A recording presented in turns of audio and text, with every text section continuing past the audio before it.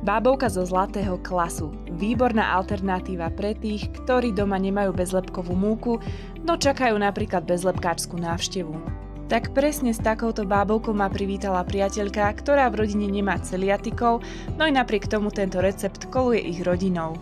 S jej povolením vám recept prezdielam v popise. Ingrediencie máš pravdepodobne doma a ak nie, tak ich nájdeš v najbližšom obchode. Vyšľaháš si žltka s cukrom, pridáš olej, zlatý klas prášok do pečiva a vyšľahané bielka. Bábovkovú formu mám potretú olejom a vysypanú bezlepkovou múkou, ty však môžeš použiť strúhaný kokos. Do druhej polky primiešam 2 lyžice kaká a poriadne vymiešam tak, aby nezostali žiadne hrudky. Opatrne to nalej na vanilkovú časť a môžeš dať piecť. Recept udáva, že stačí 15 až 20 minút, no mojej rúre to vždy trvá dlhšie, takže podľa svojej rúry uznaj, ako to bude vhodné a môžeš vychutnávať.